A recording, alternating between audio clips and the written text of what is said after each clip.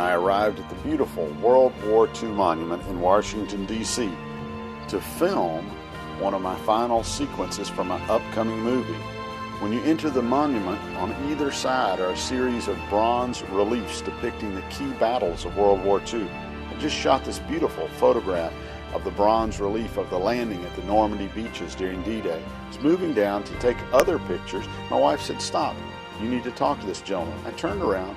There's a family pushing an elderly man in a wheelchair around, but he was animated, discussing the D-Day landings. I walked up, introduced myself, told him what I was doing, asked him what unit he was in. He was in an armored unit. He was in the signal battalion. I asked him, "By chance, did you cross at Remagen?" He said, "Yes, I did." And I said, "Can I interview you?" He said, "Certainly." Here's the story of his eyewitness account of the crossing of the bridge at Remagen.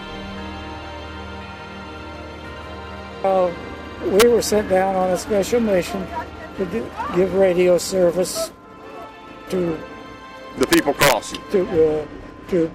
From the people crossing back to headquarters. Right. And Do you remember? I can't remember. Were you on the east side or the west side of the Rhine then? We were on the west side. You hadn't crossed yet. And nobody had crossed until that morning. It was reported that they captured the bridge and that they were getting troops across. We went down, assigned to a lieutenant colonel and his staff to go down. He led us, and we drove as nearly as we could get to Remagen. We were up on the bluff, and some bombs came in and shells, and we all took cover, but hurried back to our vehicles and got back in them and went back down closer to the bridge. Right. We pulled up to the bridge. A lone MP was on duty. A lieutenant came out and saluted and said, "Good luck." Good luck. At the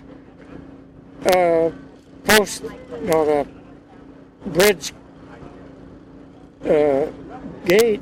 Yeah, where the big towers were. So we took off. He said, "Keep your interval." And there were, I think we had 3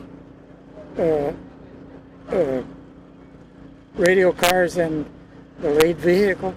We took off in the Jeep, and we got about halfway across. There was reconstruction going on. They had a crew out there really laying more lumber on the floor and things like that so they could bring tanks and vehicles across. And there was a well-known major, apparently, I saw his name in the paper, who was in charge in a trench coat, and I learned later was a hero of the whole affair.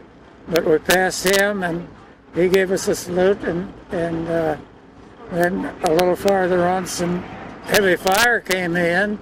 It hit the vehicle in front of us and ours and one behind, but ours was still mobile enough to make it across. It had a tank or 2 in front of them had gotten hit. We pulled off at the far end of the bridge. There was a tunnel where the tunnel goes in, left the track and the railroad track and went into the Did you go inside the tunnel? Yeah, because that was secure. Took security in the tunnel for a little while, came back out and changed our tires, and a tank next to us got hit and blew it apart and some other things. We got back in our vehicle as soon as we could get the tires come. It would run, right, but it was slow moving. We got out of there and left the went tunnel. On down the road.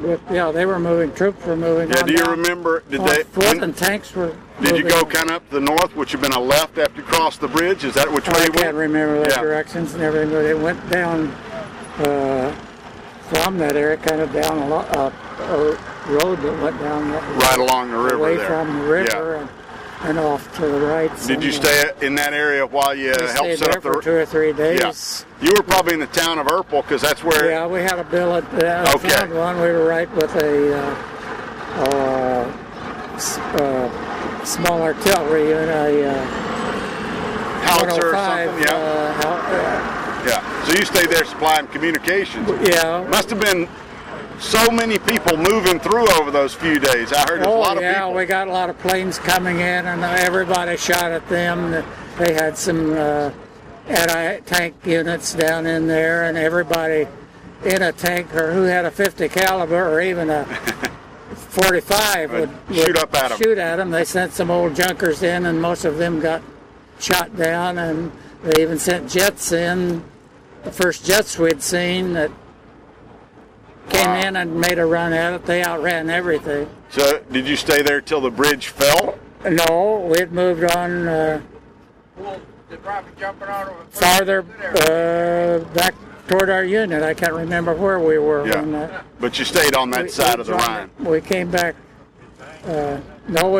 We came back on the pontoon bridge that they built to the north. And then joined our unit on the west side again and came back across again. I can't remember. Yeah, that's right, because they built the pontoon bridge was to the north ready of it. to take over. Right. When the bridge collapsed, we had a couple in service, but soon after. And where did you go after Remagen? Do you remember? Because everything happened real quick. Followed up across to Aachen, whatever was that? D-E-L, Maurer, M-A-U-R-E-R. And your unit?